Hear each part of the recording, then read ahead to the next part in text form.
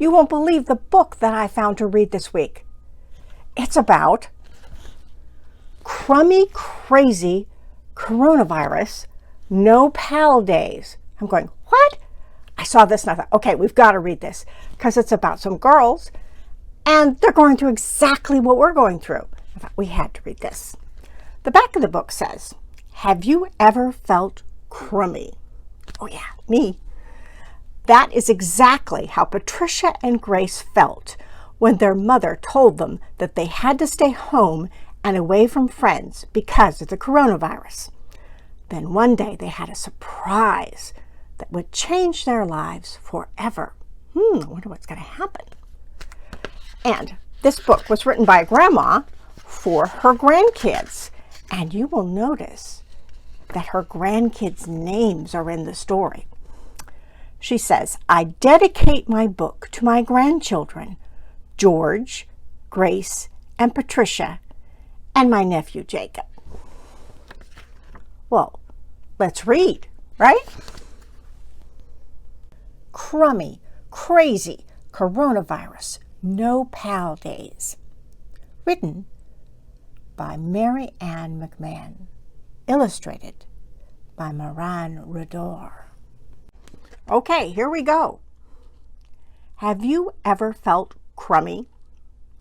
Patricia and Grace are sisters, and they felt crummy. They had to stay home and away from their friends because of the coronavirus. Their mom told them that staying home kept them safe. Not being with their pals was even worse than eating spinach, cleaning their rooms, or picking up toys. The one thing that made the girls' day better was Pinky, a pretty pink rose in their backyard. Pinky's soft petals made them think of the fluffy kitten at their cousin George's house. They so wished they had a pet. Then one day they had a big surprise. They opened their front door and saw a handsome Muscovy duck with a puffy red beak. The girls remembered that they had dried worms in the house because ducks had visited them before. They sprinkled the worms on the sidewalk. The duck gobbled up the food.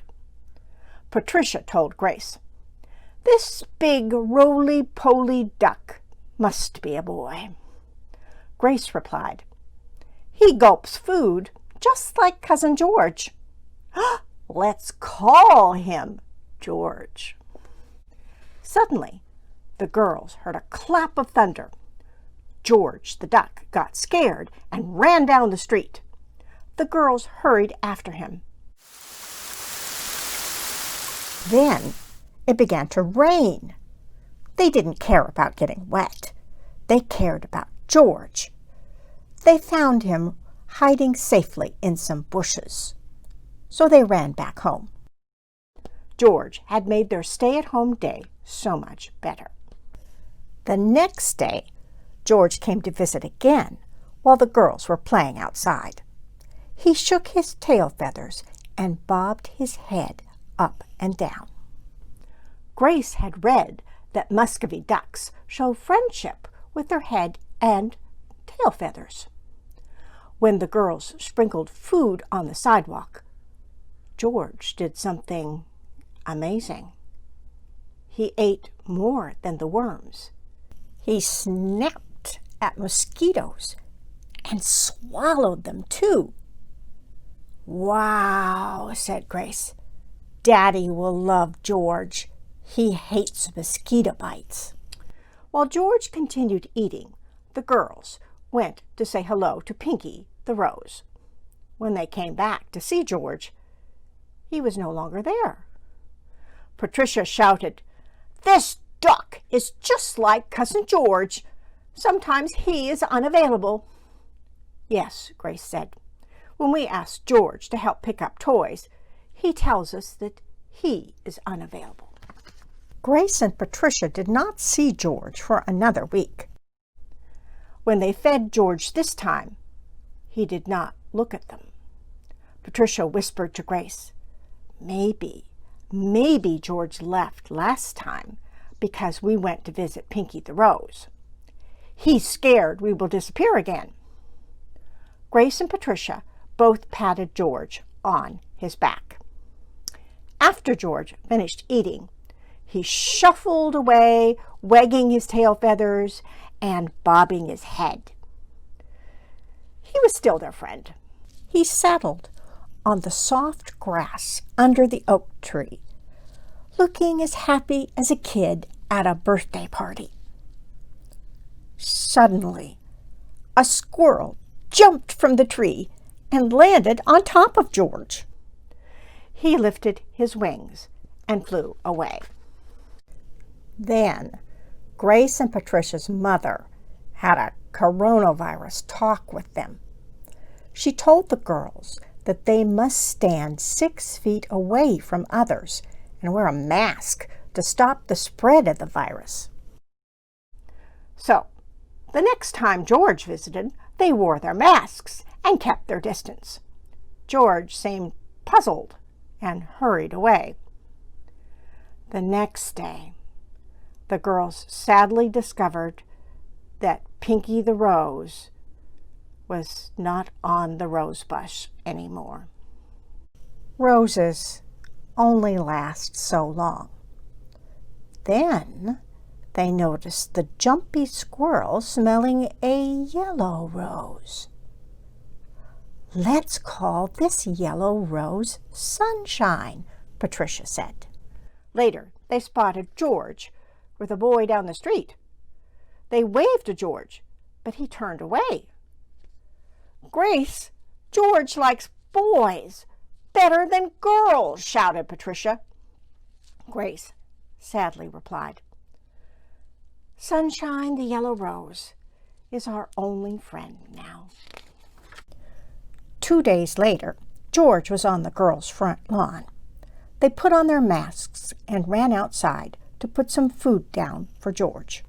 He stayed away from them. His visit was not about food for a duck. He wanted Grace and Patricia to know that he was still their friend, even 6 feet away. Then he scurried away to the other side of the front walk. The girls thought everything was perfect now. George was still their friend. However, the next time George visited, they had another concern. George was limping. He had injured his foot.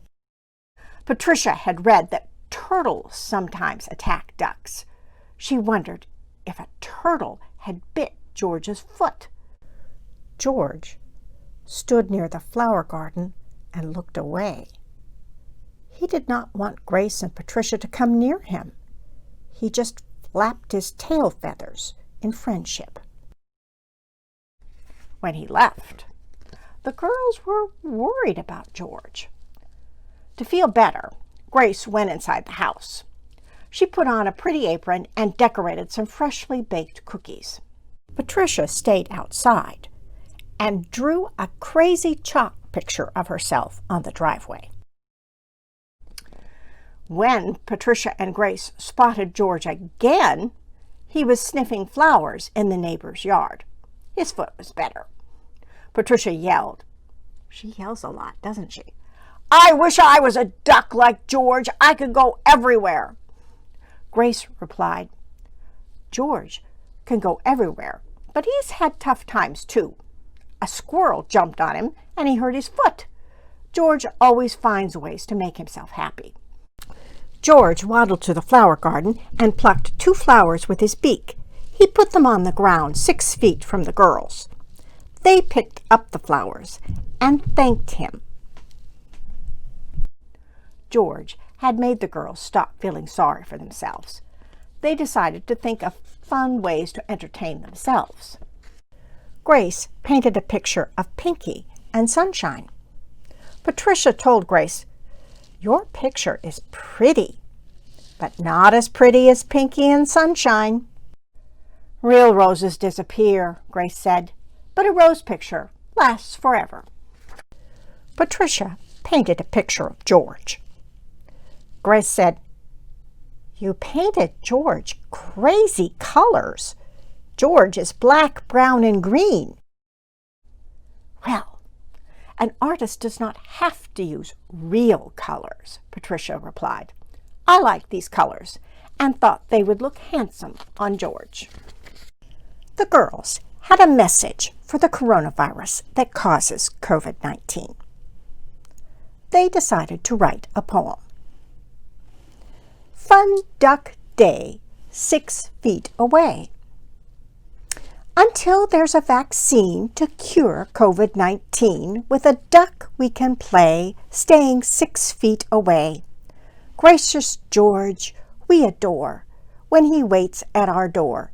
No crummy days anymore, lots more fun than before.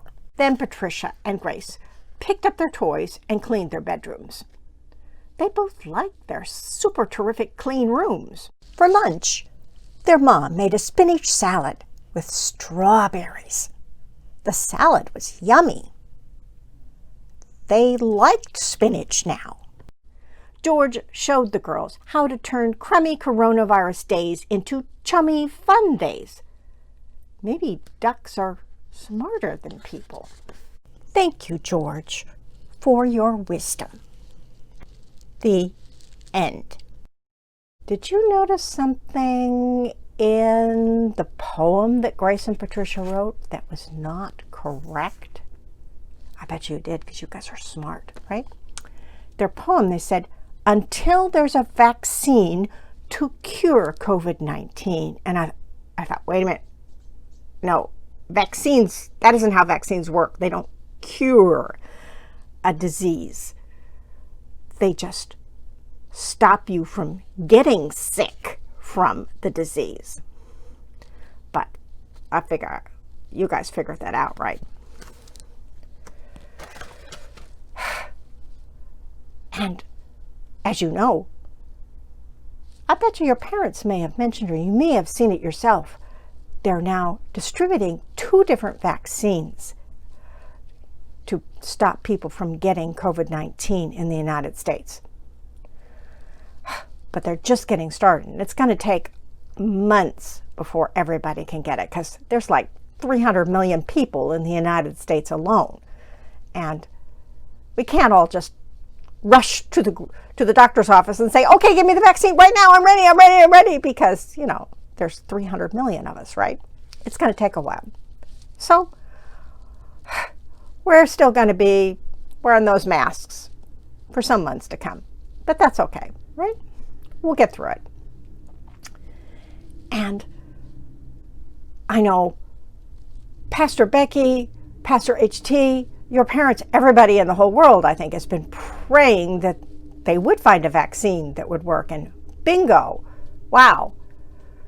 Just a year after the disease started, it looks like we've got one, and they're starting to distribute it. Isn't that great news? And you're thinking, yeah, thank you, God. But wait a minute. Did God just magically send the vaccine down from heaven and said, "Okay, here, everybody, here's the vaccine"? No. How did the vaccine happen? Because God made smart people. God uses people a lot to answer prayers, doesn't he? In this case, smart scientists in Germany and the United States and all over the world have been working their very hardest for months. And it looks like they've succeeded, right? Isn't that marvelous?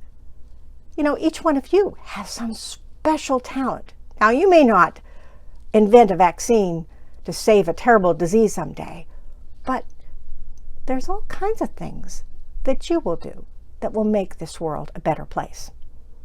And in the coming weeks, I've got a whole stack of books that are about people who have done special things and used the talents that God gave them to make the world a better place.